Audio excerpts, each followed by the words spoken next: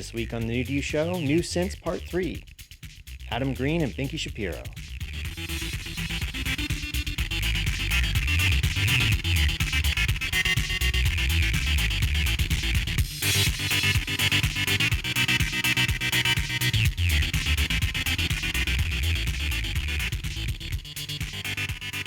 Hey, welcome to the New to You Show. We are entering the third episode of our series on things that were new to us since our hiatus. So last week we talked with Jules about stories we tell and a fun documentary from Canada. Before that, I brought you something, which Man in the High Castle series. That was like weeks ago. Yeah, don't remember. It's practically over. I know. Tell me about it. And wait. No, the Nazis still rule. Yeah. So I don't know if I say this very often, but so this Nazis show rule. in that show, in that context. Yeah. Yes. Just the same way sharks rule. In all contexts, except not swimming. No, they rule in swimming. They just don't rule in standing still. Yeah. Because then, as you remember, they devour themselves from the inside out. So, the New to You Show, we try to bring you things that are new to us as consumers of media and talk to them with the others in our group who probably haven't seen, heard, read, listened to, watched these things. Hopefully it'll influence you in a way that would make you want to so the New to You Show, consume it. Like we say, it may not be new, but maybe it's new to you. So I'm one of your hosts, and I'm back again. I'm John Holt. With me this week is... Jules, I'm your newish host. And I'm your oldish host, Keith Vincent. I want to just say it one more time, though, Jules. I'm really happy you're more involved with this. It was always great to have you as a guest, and it's great that you're more permanent. But it's already been noted that I give you a season, so I'll give you a season. Yeah, just, the hook is right there. It's right there. Just like with Man in the High Castle. Just a few episodes, we'll see how it goes. Yep. Again, I'm more forgiving. But when the hammer drops. But, also, maybe the audience can vote in, Maybe not. Well, maybe we should set up like some sort of digital gong, and if enough people tweet, the gong will go off. And, that's why we went on hiatus. Because not enough people tweeted? Oh, too many gongs. Anyways, so Holt, last week I said what was new to me, which was swimming lately. Jules, the week before that, was talking about his hawking Amazon, like he's getting paid for it or something. So sponsored links for Jules. but John, what's new to you this week? And I hope it's not some sort of new product by Amazon, because otherwise I'm gonna. Feel like I was the only one that didn't get a check. No, this week I'm gonna pitch another product. Oh, okay. I got myself a Chrome bag, one of those fancy schmancy messenger bags. Not a Google Chrome bag. No, not Chrome, the company that makes bicycles. Not a competitor to our Amazon.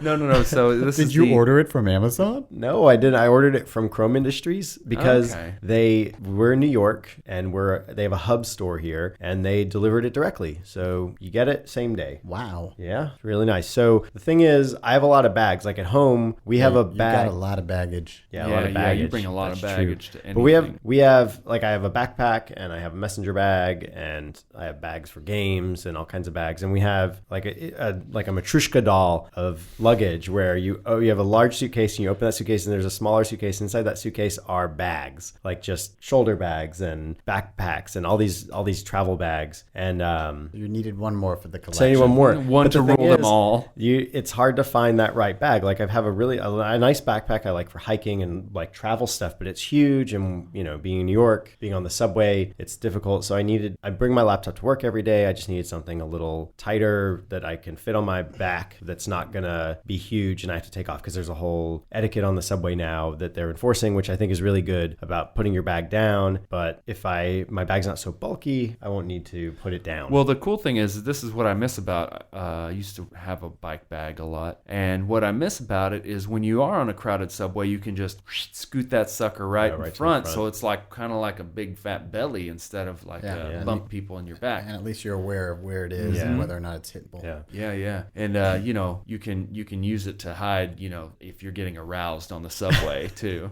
And I also used to have superb boner hider. That's I'm not a pervert. That's never happened to me. I also had. Why'd you buy the bag, John? I also had one of those chrome bags, and I had it for many years, and they are very good. What did you do with it? Built tough. I ended up, after owning it for at least 6 years, it was still looked new, and ended up selling it on Craigslist for like $50. So good resale value. Lifetime warranty. What'd you do with that $50? I forget. Probably bought another bag.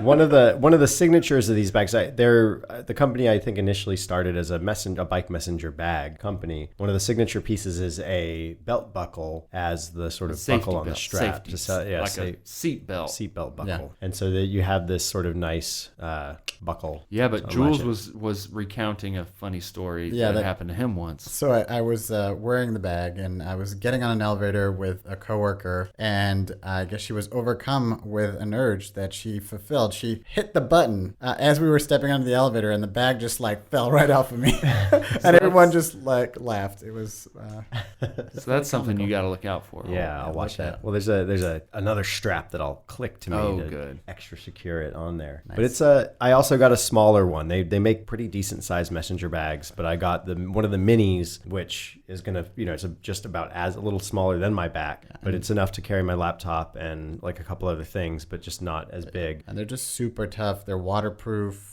All kinds of good stuff. It's tough. Like a backpack distributes weight really good. I have some like hip messenger bags, like shoulder bags that kind of ride on your hip, and those tend to those can hurt my back a little bit. Yeah, I don't like. And that's why I had to stop doing them, because it's just kind of after a while your shoulder gets sore. Yeah, what I kind of like about this is that it definitely puts the bag more on my back and distributes the weight to my chest more, and I think that'll be better for me. So that's my recommendation. I bought something. Yeah, that's what's new to you. Yeah, and I would recommend if you like bags, you should check those bags out. But I do like messenger bags are nice. They're sturdy, they're flexible, good bags. Good. Nice. Yeah. So far I like it. Well, all right. Take it traveling with me to Hawaii. The end.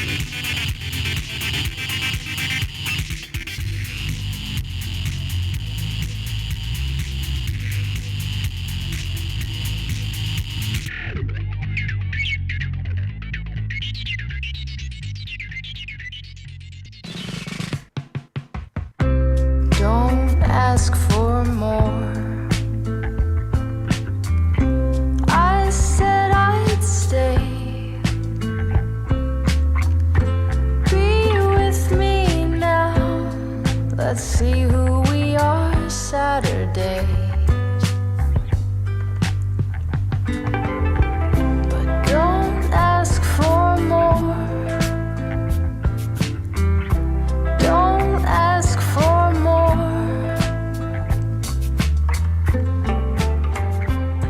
I hear you're bringing something to us this week. I am. I'm bringing the heat. Yeah. What's our big new thing, Keith?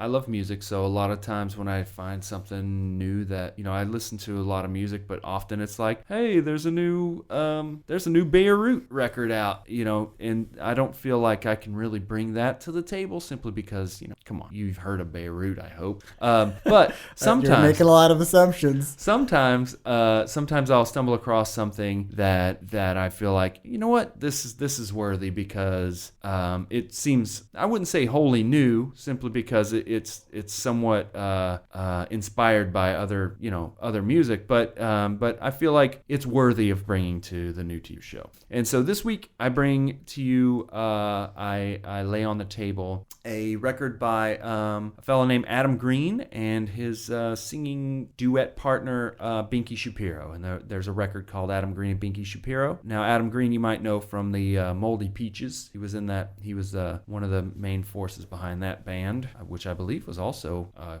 guy and a girl duo. There's for a lot of it. Kim Yaw Dawson and Adam Green. But this one is really I hesitate to say certain things simply because in a way they are very influenced by a lot of duets that I really love from the 60s and 70s, but I believe that they do it in just such a neat way. You know, this era to be throwing back to old kind of loungy acts, I think is very bold, and they do a very good job of it. Can I put you on a spot, and can you offer a couple of examples? Oh, absolutely. So when I first heard them, this I believe the song is called Here I Am. It was the first song I heard of theirs, and I heard it in the soundtrack of some really dumb movie. I can't remember what. But I'm glad I saw that movie because it led me to this band. Mostly, I'm a big fan of Nancy Sinatra, and Nancy Sinatra was married to this fella named Lee Hazelwood, and they put out several records together, Nancy and Lee Hazelwood. Lee Hazelwood was a crackerjack producer. He did a bunch of cool old surf records, and I think he was a protege of Phil Spector. Yeah. He became his own force in music, and he's really great. Lee Hazelwood, look him up. So they did a bunch of records together, and they aren't the only ones that kind of had this weird, older established musician type of guy finds this new kind of innocent sounding voice, and they make creepy, lovely music together. So Lee Hazelwood, Nancy Sinatra. There's one song in particular which I hope we can play a clip of called Some Velvet Morning. Yeah, let's listen to a little piece of that. Yeah. Some velvet morning. Some velvet morning when I'm straight, I'm gonna open up your gate and maybe tell you about Phaedra and how she gave me life and how she made it in some velvet morning when I'm straight. Flowers growing on a hill, dragonflies and daffodils learn from us very much. Look at us, but do not touch. Phaedra is my name. The interesting thing of Some Velvet Morning is it's done in two different time signatures. Well, it's one time signature, but one is slowed down. So he sings Some Velvet Morning when I'm straight. Dun, dun, dun, dun, dun. I'm gonna open up your... But when she comes on, it's a waltz. It switches from a 4 on the floor to a waltz. And it's it's a transition that you wouldn't think works really well, but does really well. And it's those that kind of neat, old, I've been there kind of guy. I've been through it all, and I've seen it all kind of point of view, and this young, naive voice as its counterpoint that is really great. And at the same time, they have those counterpoints in the tempo of the music. This is getting confusing, but if you hear the song, I follow. If you hear the song, you'll know exactly what I'm referring to. Another example is Sonny and Cher. Sonny was also an established musician, and he started collaborating with Cher, and they had a big age difference, and that was kind of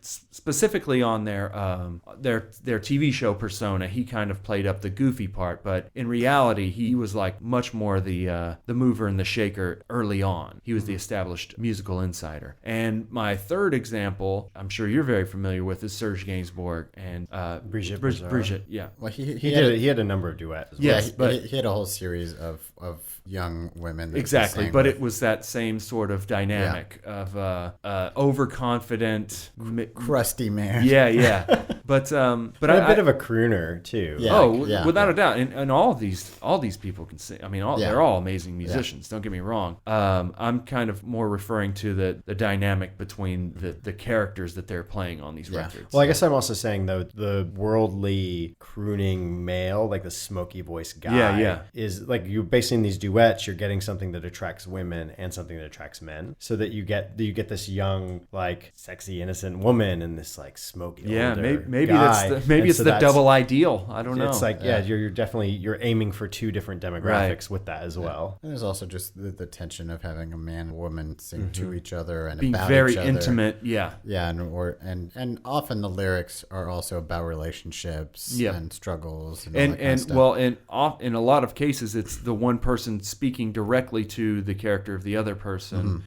in whichever song they're in. Which in a song I love. It doesn't happen as often as I would like to see in music, where there's almost a conversation in song. Yeah, and it's fun too. Very rare. Throughout the record, it'll kind of cover the gamut of a relationship where there's, so sometimes it's like it's a fight and they're talking bad about each other, and sometimes it's a duet where like, oh, we love each other so much and all this kind of stuff. It's fun to see all that together or hear all the rest. Yeah, what's the song? Let me look at the name of the songs. But just to kind of counterbalance, I think part of what I like about this, what's sort of pleasant about this record, but also maybe what makes it a little bit more bland, is that like I feel like they're a little closer compared to a lot of these examples. They feel more like they sound and feel more like equals. Well, to that's me. that's actually one of the things I like as an evolution of this. Yes. In certainly there's a song, I believe is "If You Want Me To" is the name of it, where the girl where they're both kind of coming at it from a more cynical point of view. They're both cynical about relationships, but equally. And so as an evolution, I actually really I really like that part. Yeah. The main draw of this record, and I'm not a person who gets very deep into production and all that. I mean, I appreciate it. I have followed, through the history of music, certain producers and recognize their sound and their contribution. But in this record, it's produced so nicely. There's an intimacy to it, as if it's being played in the bedroom. Everyone's got their instruments. They're playing kind of quiet. Yeah. Because they're not using an amp. I mean, they are because it's real life. But it seems as if no, these people are just singing. I'm gonna play the drums kind of quietly so I can hear them, so I can hear their cues. And the bass especially. The bass sounds in this record, they're just so warm, and I just love it. In fact, I'm just like, man, why doesn't every musician have this bass sound? It sounds so good. Well, I think too, you get a juxtaposition as well, because then they'll also break into orchestration. Yeah. Where you just get boom, loads of instruments, and it's a great swell to go from something so sort of small and close to something big and broad but still soft and within the world. Yeah. Which I think is a throwback to that era of definitely 60s and 70s loungy stuff. But go ahead, sorry. No, I was just gonna say it's fun to hear you, like, because I'm somebody who listens to music but doesn't know a lot about how it's made or doesn't like pay attention to that stuff. Like I just like come away with the feeling that the record gave me. Sure. But and that's always my first impression. Yeah. And I very rarely break it down until I've listened to it like 50 times. But even after I've listened to it 50 times, I don't really like, unless someone points it out to me in the way you just did, like I won't really like hear, like just listen to the bass. Yeah. And be like, oh, that's an interesting bass sound and stuff. So it's fun to hear you talk about it. And I think I'll listen to the record again and hear it differently. Well, this time. if you're going to do that, then think of it like this. When you listen to that and you listen to the bass. Hold on. Let me get my pencil. No. You don't even just think of that's what butterscotch would sound like. That bass line sounds like butterscotch. Sweet butter. Yeah. So just keep that in mind when you listen to it. All right. I'll keep that in mind. Like butterscotch schnapps, though. That's fine too. But it also reminded me, I think it reminded me of some other more modern like pairings. Like there was it him and her? Or it was She and him? She and him, yeah. She and him. Deschanel and Zoe Deschanel and M. Ward, yeah. Yeah, and I think they're even more so like peers rather than like there being a dynamic. But I feel like they're, I mean, I sort of enjoyed their records as well, but I feel like they weren't as, I prefer this. I think this is more successful, more powerful. It's both more nostalgic but because it's more nostalgic, the modern elements stand out more. Whereas She and Him kind of feels more like, almost like a parody. Well, I mean, not here's fully, my problem. but... So I root so hard for M. Ward and Zoe Deschanel. I'm like, I want them to be so successful. And I keep buying their records. I bought their Christmas record. Yeah. I bought actually like really 3 like of their their records. Christmas record. But every time I'm just like, it's just not, I don't feel like they're committed. I think part of the problem is they're just too damn cute. You know what I mean? Like in those records. Yeah, but I will say their latest one, Zooey Deschanel has taken her singing up to another level. She has gotten, Yeah. I mean, and it's not as if she didn't start off really good. She's just really focused on that, I think. Yeah. I think it's mostly the songs. Yeah. Like them together is great. None of their songs knock my socks off. And that's much. something I do like about this Binki Shapiro. Yeah. The writing in this, just lyrically, is really solid. Yeah. And the stories that each song tells are really And they're good. committed. It just has more depth. Yeah. I don't think that she and him, I don't think it's not that they're not committed. I think for them it was kind of, it seems like even for them it's a playful novel idea. Like they're doing novelty records. It's kind of for fun. I don't know. That's the way it comes across. Well, I don't know if that's what they mean. definitely think the M Ward's contribution is that, simply because he has a serious recording career. And it sounds very different. Aside from that, yeah. But anyway, we're getting a little sidetracked. Yeah. I actually really like She and Him, and I always root for it every time. But but I do like this better in this case. Yeah, I listened to a lot of Moldy Peaches, which was Adam Green's band with Kimya Dawson, and I've listened to Binki Shapiro was in Little Joy with the Los Hermanos guitarist and the Strokes drummer. That's their band, and they've done collaborations like. Is that record any good? It's pretty good. I like Does that she band. she did the singing? She sings on it. Could yeah. we listen to a little clip? One too many goals that measure out your worth and seek your way and go. Sat by the ivory sill, the further out you look. Kimya Dawson and Adam Green were in the Moldy Peaches, and they're like, I guess twee kind of music is, I guess twee's a bad word now. I don't really know much about that, but it's in the Juno soundtrack. It's that sort of like fun, innocent, young sounding music, like deep, playful kid music, but with a little more writing to it, an edge, and it's interesting.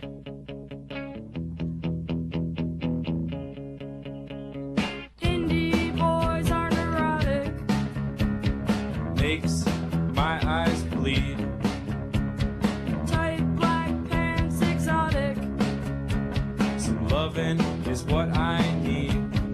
But hey, I'm starting to feel okay. Lucky number 9. Hooray. Sepia on the staircase. Mirror in the back of my brain.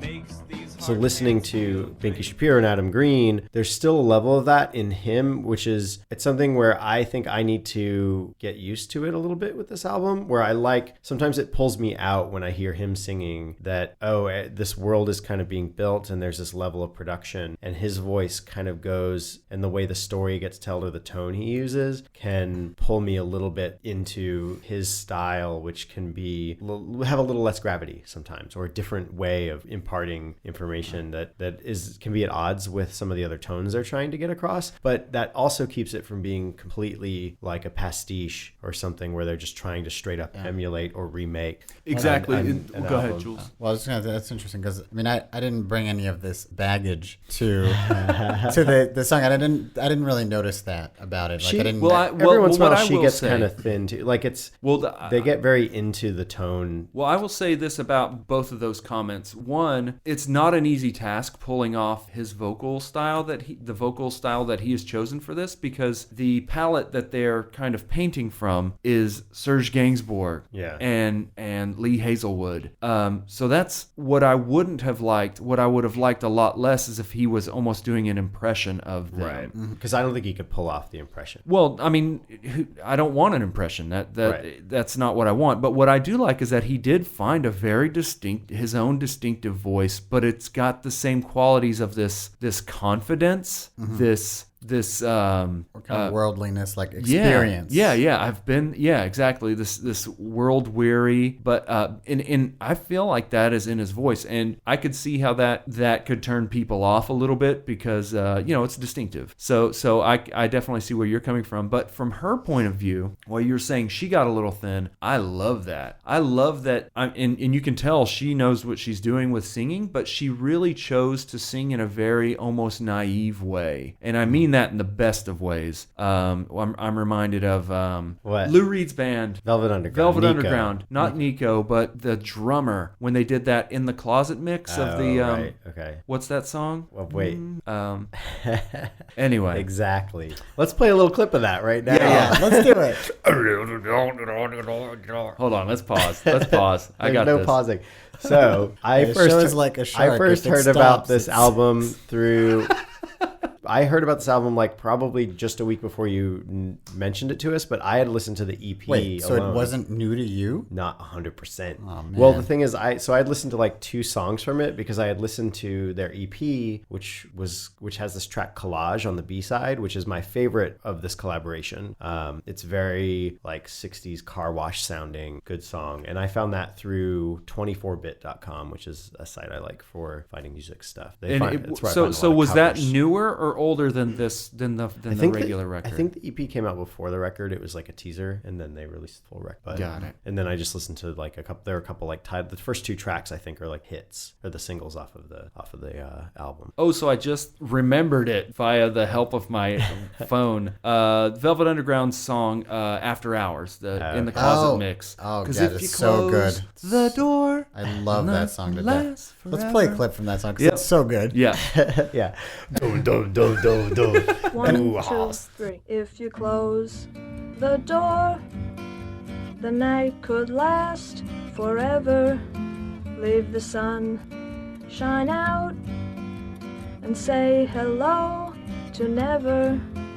All the people are dancing and they're having such fun. I wish it could happen to me. But if you close the door, I'd never have to see the day again. If you close the door, the night could But see, the happen. whole idea is that was their drummer, and the idea was that like, well, we could have Nico sings a bunch of songs, but we love her naive voice. It sounds naive is a thing that I think is a good term, but I could see how some people can consider it a negative thing. But in this case, it means like just pure. It's just her pure voice. Yeah, it's not when- someone saying, who's too like- trained or trying too When hard. Binki Shapiro sings, a lot of those songs, some people would be pumping a lot of vibrato into it or doing a lot of riding up and down the scales for their big notes, but she just holds notes, I like all kinds of singing, and I like it when people use a lot of vibrato, and I like it when a lot of people use a lot of fun sliding around in scales when they sing. But in this case, I just really like the pureness of her singing. I like her voice a lot. I guess one of my things in there, and this is something it doesn't always bother me, but there are a few moments where there are some strong narratives that they're telling in some of the songs, and that thinness, which isn't always bad, when she is affecting also a tone within it, like saying, I'm taking the tone of a jealous or an angry or a like somewhat embittered person, it can come off a little bit like I'm play acting these words, like I'm intentionally pushing across this POV versus just singing out and feeling like there are a couple slim moments, very rare, where I kind of got that like, okay, well the lyrics are telling me this in the way if you just sung it without that affectation. Maybe in a way that she's trying to play 2 roles at the same time. Well, I think Sorta, yeah. what I think is Or that's playing it's definitely a little, in there. A little hammy. Well, I think which that's isn't- not definitely over in the there. top I bad, feel but- like that they did their research and they listened to all these records and they knew, okay, well, I'm supposed to be the innocent person, the innocent naive person who's tangled up with this guy. Yeah. Again, I hate to keep coming back to that, but this is kind of the and the palette from which they're painting. Within that, when they write a song where she's suddenly supposed to be a strong character, I feel like it's neat because, and this might be me projecting it might not really be in there, but I kind of feel like it's her playing someone who's naive, playing a tough person in those scenarios, in those songs. That's kind of what I meant by like playing two roles Yeah, at the yeah. same time. Yeah. And I mean I just found it all fascinating, and I just keep listening to it. It just hasn't gotten old yet. Yeah, I mean it's it's a very pleasant record. Like it's very, like you said, it's intimate, it's soft. Even when it swells, it's like, so it's a very like relaxing, like I really enjoyed Some great it. tracks for a breakup mix. And great tracks for a I Just Started Dating You mix. There's songs that cover the gamut. But it's almost over. Yeah. I can see the end in sight if I don't keep swimming. I don't even know why I made you this mixtape. In fact, this will only encourage you. If I don't stop making mixtapes, though, I'll die. But did I mean we all did it conversationally, but do any of you have any kind of thoughts about it that you might want to either restate or make more clear, or did we already kind of go through that? I liked it. I think it's towing a fine line of trying to like reach back and pull forward some old ideas, some old genre work, and it's successful in a lot of ways. And it would be interesting to sort of pair it, like put it on an album with, here's a mixtape of tracks from the 60s and early 70s duets, and see like can you lose it in the fold, or does it stand out while also feeling in context? And with these kind of records where it's sort of an experiment record, I always wonder like if they've gone, I'm not sure, but I always wonder with these kind of things, like have they gone too deep in, and are they kind of becoming, is there enough new stuff in here? Is this that situation where Garth Brooks became that other guy? Yeah, became Brooke Garth. For a whole record. Yeah. Oh, what was his name? Chris Gaines, I believe, was his alter ego character. I've totally forgotten about that. That was so strange. But I don't think that's where we went with this. All right. I think that there's if you like Leonard Cohen, there's a little bit of Leonard Cohen production style in there. If you like Serge Gainsbourg, there's definitely some stuff in there. Yeah. If you like just really sparse, nice drumming, there's beautiful amounts of that in there. Except that there's this bass sound that drove me up the wall. Did it make you think of butterscotch? It gave me a toothache. I really like the bass too. No, I mean, I really enjoyed the record. It's pleasant. It's relaxing. I don't think it's, for all occasions, but I think if you're in the mood for that, it's great. And I think my only kind of little bit of doubt is like, if I'm in the mood for that kind of record, would I can listen to this, or I could listen to one of their influences, and maybe I'd prefer to listen to the influences than to them. It's kind of my only thing. No, I hear what you're saying, and that's definitely something I always consider, like a Quentin Tarantino movie. Yeah. Now I'll watch Pulp Fiction every time it's on, but I won't watch. Yeah, you're right. Some of the others. I think the modern twist and there's definitely some more modern things in the lyrics as well. But I will say what I like about this is so a Serge Gainsbourg's greatest hits. Yeah, listen to that. Yeah. But any of the just straight up records. Yeah. I feel like this one's better. It's almost like it took the greatest hits and made, if that makes sense. And that's because they filtered it. Yeah. They listened to the greatest hits. And they're like, that's what I'm trying to make. Right. Yeah. Right.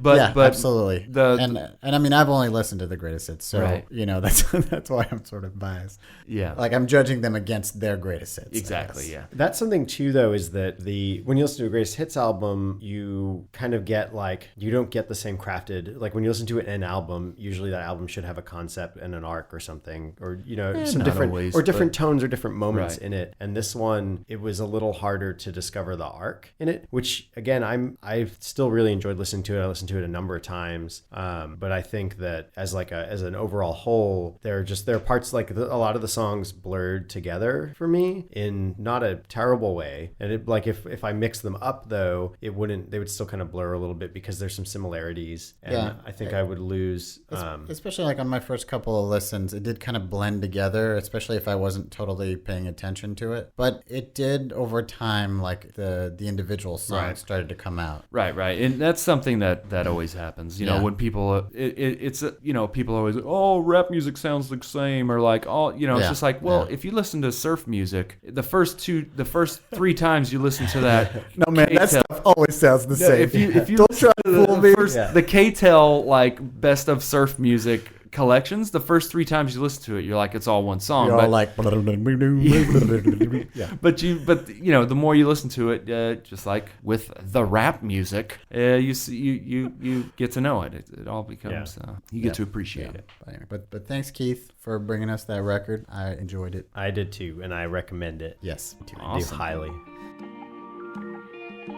Green for the eyes, take a look around when the sun goes down and the sun goes down in the strangest way.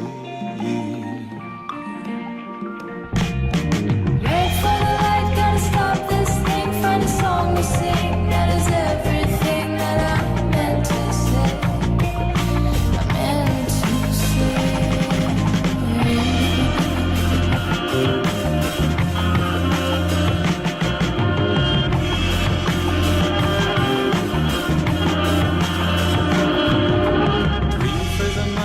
Blind like the world, never seen the good that's done the best. Such a question, there are many possible answers, such as hard work. Feel I'm alone in this. Well, what are we doing next week? We got to come up with a new theme, huh? Oh, Yeah, damn. we will, but Gee not on whiz. the air. We don't want to come up with it on the air, on the fly? No. What could possibly go wrong with that? All right, next week, Sharks. butts. Shark butts. Shark bites with bags. Yeah. And if them butts stop swimming, Yeah, they'll devour devour their bags. Anyway, But yeah, thanks, Keith, for providing the Binki my Shapiro pleasure. and Adam Green. I give it 2 thumbs Is up. it Binki Shapiro, Adam Green? That's the title? No, it's Adam Green, Binki Shapiro. And check out our show notes for links to hear all of the songs mentioned and all the artists mentioned on this episode. And also at newtoyou.com. newtoyoushow.com or on Tumblr at newtoyoushow. There's you can check us out and get more info on us. And Twitter? And Twitter. We are on Twitter at newtoyoushow. Okay. And we are online, newtoyoushow.com. Nice. You like that? Nice. Yeah, and you can find me on Twitter at beautifuljules, beautiful Jules.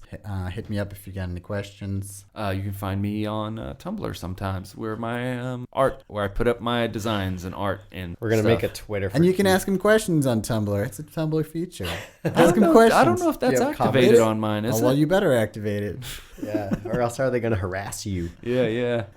Well, you can find me at Lord Joho on Twitter, and I probably have some other blogs and stuff, but I don't really remember anymore. And just a reiteration, if you haven't heard Lee Hazelwood and Nancy Sinatra's Some Velvet Morning, stop this podcast right now and just look it up. Well, it's wait, well, amazing. let's just sing it's it for him. an amazing song. Yeah. Some velvet morning when you looked into my eyes. Some velvet morning when I'm straight, You know what? Let's go out on that I'm song. gonna Yeah. open up your gate. And we're going to pay for this And song. maybe tell you about Phaedra, how she Hey. turned around, how Yeah. she let me in. So, gang, it may not have been new, but it might be new to you. New to you. Do you? All right. Pitiful life is all about the music.